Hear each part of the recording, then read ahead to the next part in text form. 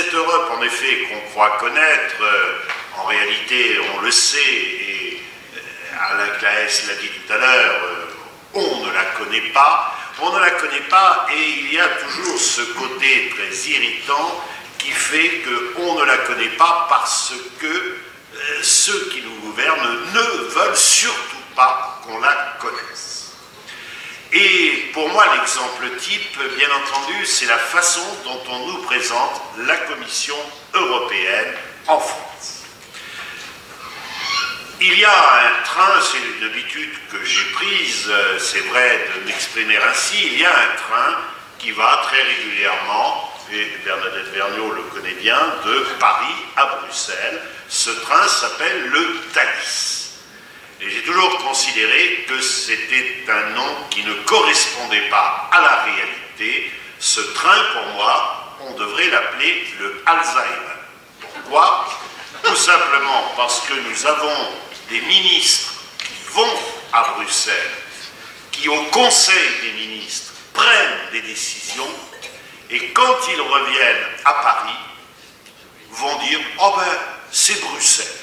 Alors déjà, Bruxelles, ça veut tout dire, c'est Bruxelles, et sous-entendu, c'est la Commission. Montrant par là, soit qu'ils ne connaissent rien au fonctionnement des institutions européennes, soit qu'ils sont de mauvaise foi, mais les deux ne sont pas incompatibles.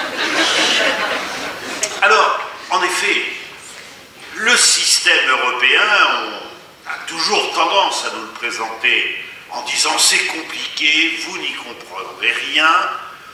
Pas sûr que ce soit aussi compliqué. Tout à l'heure, l'un de nos auditeurs m'a montré un tract d'une organisation qui appelle à voter pour les élections européennes sans se prononcer pour telle ou telle liste, et j'ai trouvé que ce tract montrait que l'on pouvait en effet facilement présenter clairement la façon dont l'Europe fonctionne. L'Europe, en réalité, c'est vrai, c'est un certain nombre d'institutions, et d'institutions qui ont été modifiées par le traité de Lisbonne, qui est entré en vigueur le 1er décembre 2009.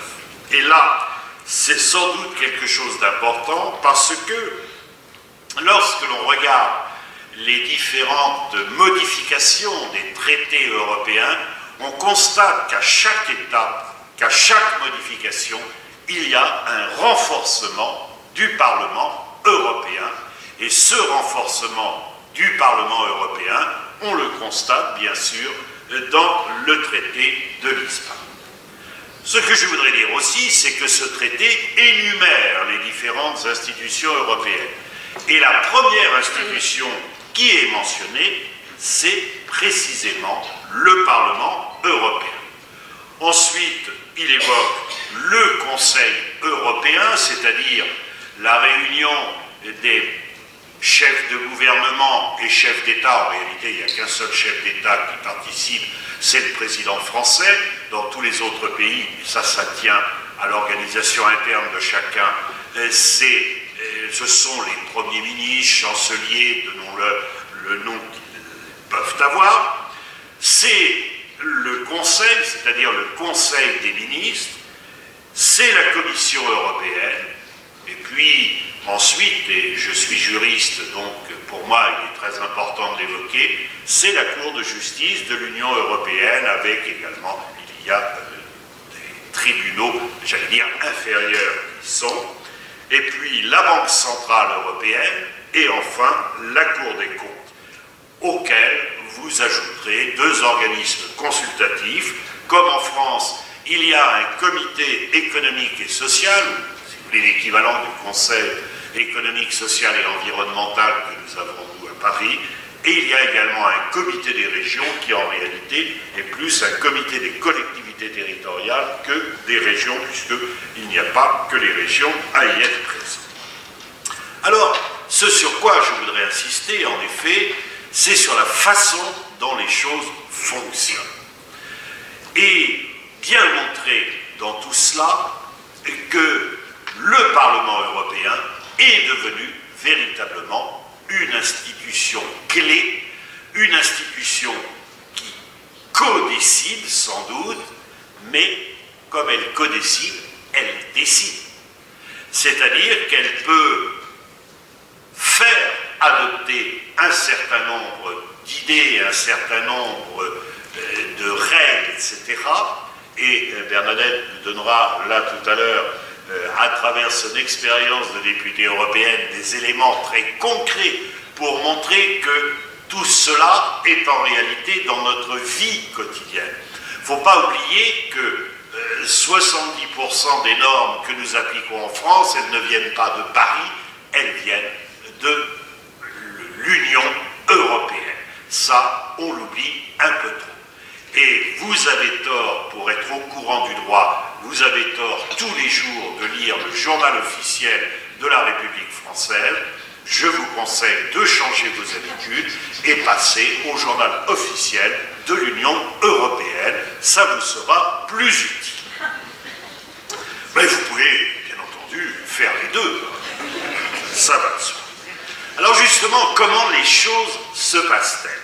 Le Parlement européen, ce Parlement européen va être donc élu, et cette fois-ci, il va avoir sans doute des compétences encore plus fortes. Tout à l'heure, on a fait allusion à Martin Schulz, bien sûr, qui est sans doute un député et même le président du Parlement européen actuellement, un député allemand, mais un député allemand quasi poids-de-fin, donc je crois que c'est quelque chose d'important. Et pourquoi parle-t-on de Martin Schulz?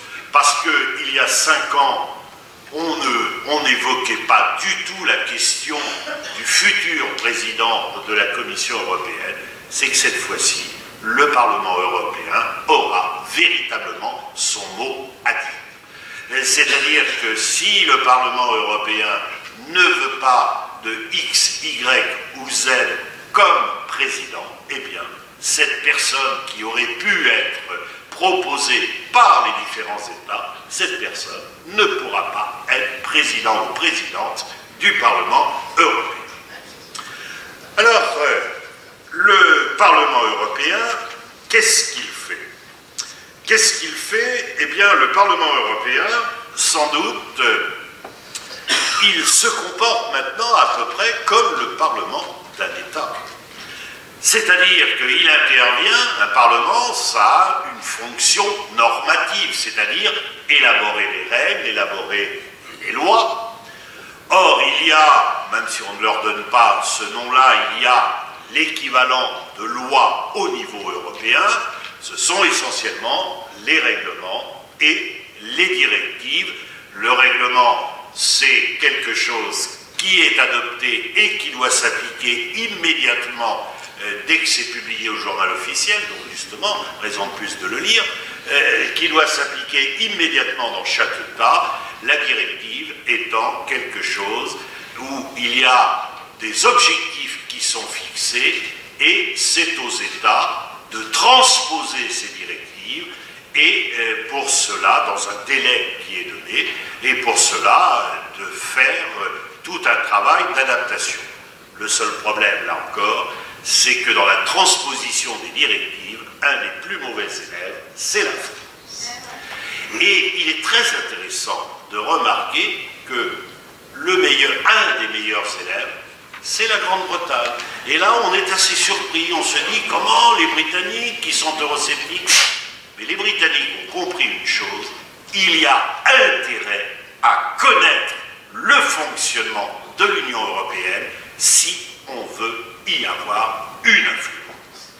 Et cela, c'est tout à fait important.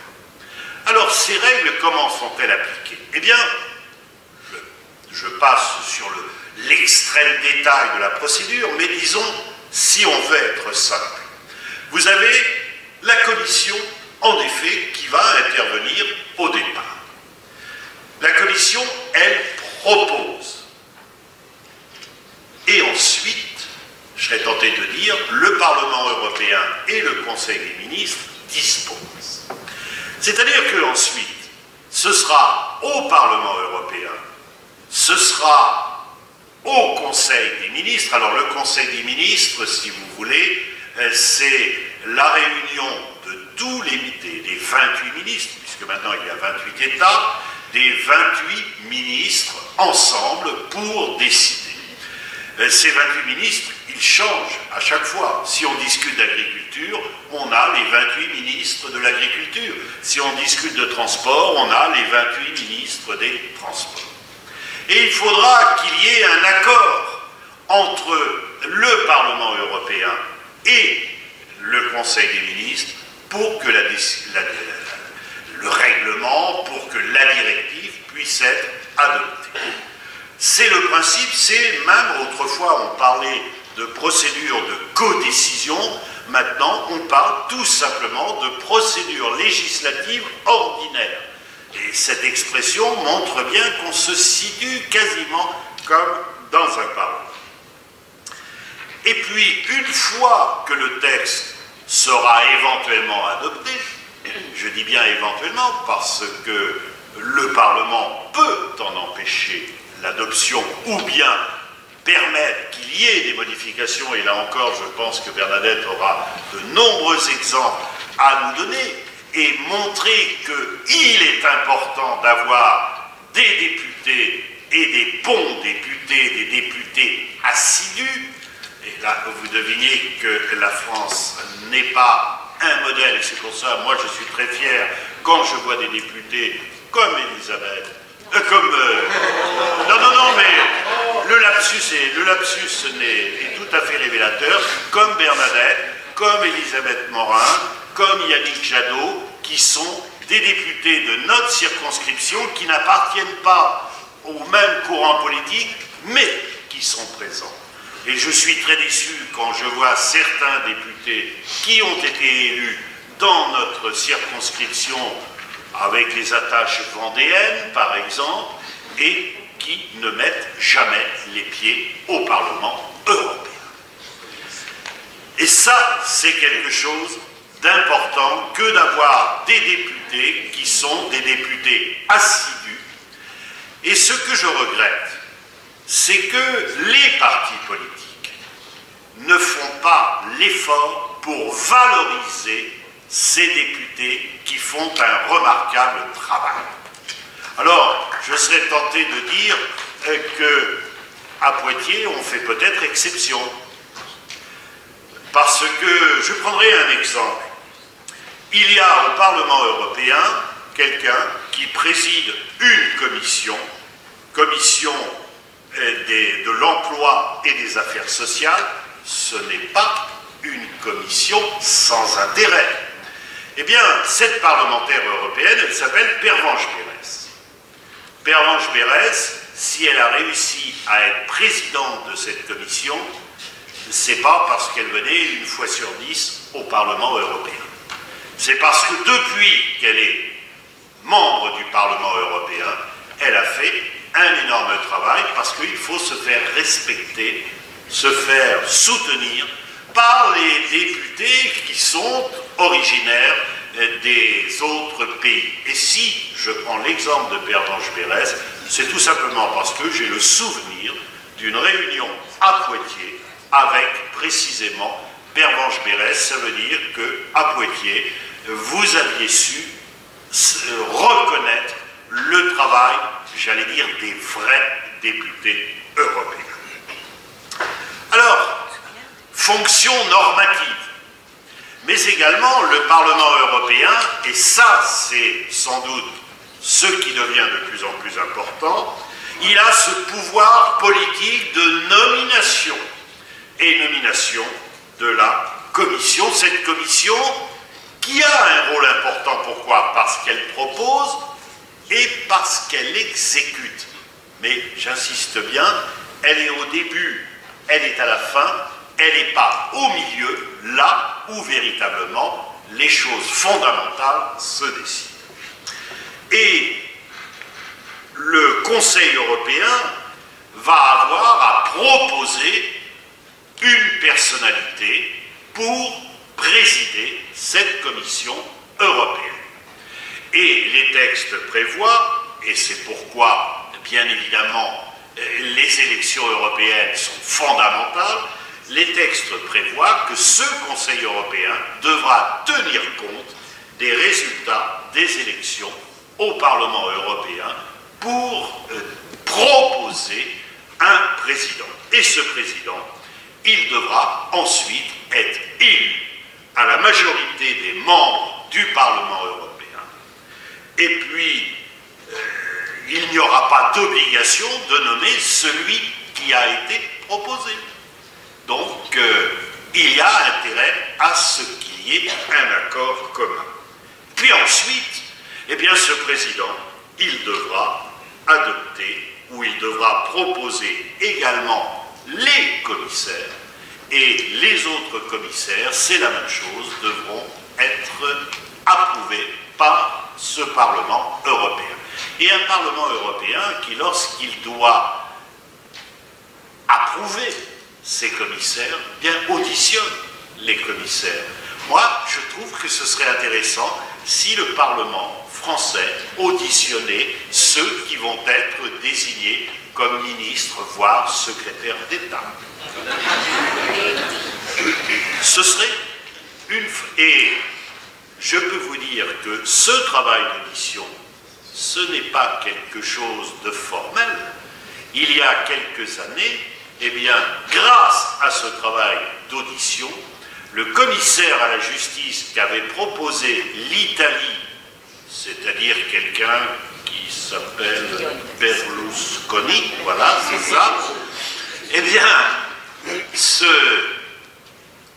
commissaire proposé à la justice par Berlusconi, il a été retoqué par le Parlement européen. Et il a fallu lui trouver quelqu'un d'autre.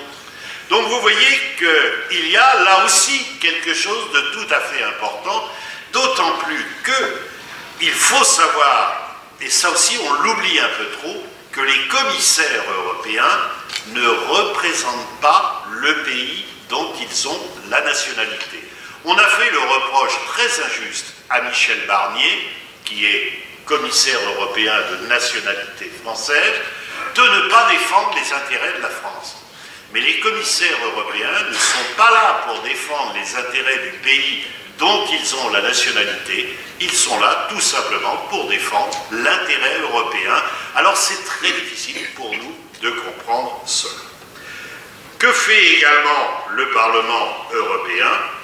Eh bien, cette commission, il a aussi, comme le pourrait l'Assemblée nationale, il a aussi, si en cours de route, on s'aperçoit qu'elle dérape, qu'elle ne remplit pas finalement les promesses que l'on attendait, eh bien, il a la possibilité de la faire partir, tout simplement, par la technique de la motion de censure.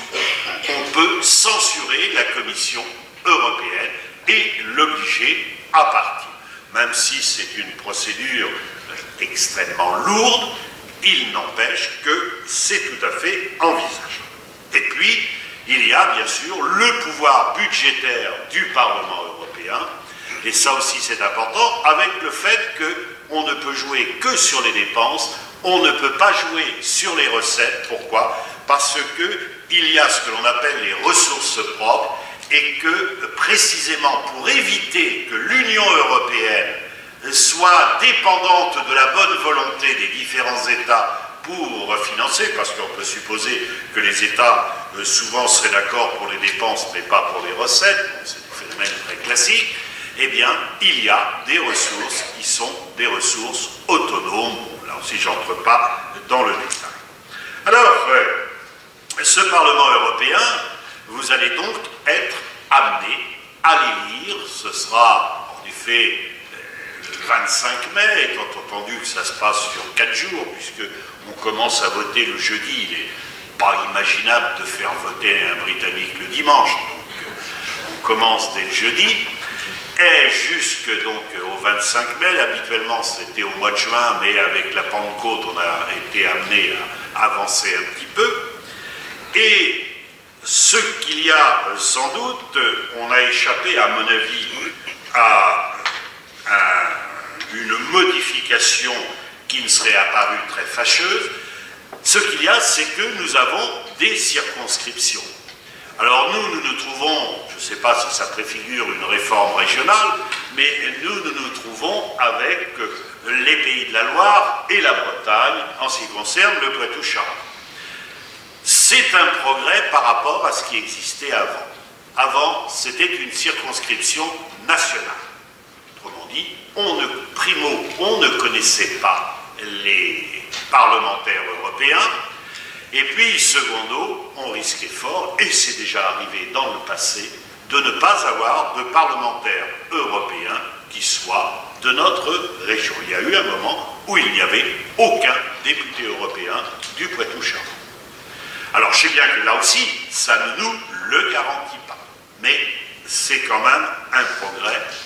Encore faut-il que, pour cela, bien évidemment, il y ait, je serais tenté de dire, des équilibres à l'intérieur même de ces circonscriptions qui soient respectés. Alors, cette élection, elle se fera à la représentation proportionnelle, vous le savez, c'est une obligation. Tous les pays de l'Union européenne désignent maintenant, ça n'a pas toujours été le cas, même les Britanniques ont été obligés de s'y mettre, et tous les députés européens sont élus à la représentation proportionnelle. Alors, pour cela, et c'est un petit peu là-dessus que je terminerai, parce que je ne veux pas être long, et puis c'est surtout Bernadette qui a des choses à dire, ce qu'il faudrait, c'est que, enfin, notre pays prenne au sérieux le Parlement européen. Et quand je dis notre pays, c'est sans doute nos gouvernants, qu'ils s'intéressent à l'Europe. Alors il y a eu une époque où on avait proposé qu'il y ait un ministre chargé des affaires européennes qui irait à tous les conseils des ministres. C'était à l'époque de Pompidou que ça avait été proposé. Et puis on s'est dit non, c'est une mauvaise chose, parce qu'à partir de ce moment-là, les autres ministres n'auront plus de réflexes européens. Et c'est vrai que pour ces ministres, le fait d'aller assez régulièrement à Bruxelles pour discuter au sein du Conseil des ministres leur fait du bien. Malheureusement, je vous dis, c'est le train Alzheimer qu'ils utilisent alors. Et il faut en effet que sur ce point, nous ayons la compétence en ce qui concerne ceux qui, en France, vont être responsables des affaires européennes. Or, quand on voit le nombre de changements qu'il a pu y avoir, mais depuis 10 ou 15 ans, en ce qui concerne les ministres en charge de ces questions, et je n'ai pas été convaincu, c'est le moins qu'on puisse dire, par la nomination du secrétaire d'État spécialisé à ces questions, eh bien, je trouve que là, il y a quand même de la part de nos gouvernants quelque chose à de la part des partis politiques. Pourquoi? De quoi a-t-on besoin? On a besoin de députés qui font leur travail. Or, vous avez des classements à cet égard qui montrent que les députés français se situent souvent parmi les plus mal classés. Ce qu'il y a de bien, c'est qu'on connaît tous leurs noms. Ce sont en effet ceux qui étaient les têtes d'affiche. Alors avec parfois des députés qui sont au Parlement européen pour des raisons peu avoirs. On a eu un exemple très classique pendant longtemps qui était l'exemple de Robert Hersant. Pourquoi Robert Hersant tenait-il absolument à être député européen? Lui, ce qui l'intéressait, c'était l'immunité parlementaire. Ne pas être gêné par les tribunes. Et je ne comprends pas d'ailleurs que Berlusconi n'ait pas cherché finalement une solution de ce type, sauf que le Parlement européen peut lever les immunités parlementaires et que le Parlement européen, aujourd'hui, ce n'était pas le cas autrefois, mais aujourd'hui, est devenu particulièrement attentif à ces questions, et c'est une bonne chose. Mais il y a également, je crois, responsabilité des citoyens eux-mêmes. Les citoyens eux-mêmes, je dirais, c'est leur faute et c'est pas leur faute. C'est leur faute parce que Ils ont l'impression que les élections européennes sont des élections nationales. Cela n'a strictement rien à voir.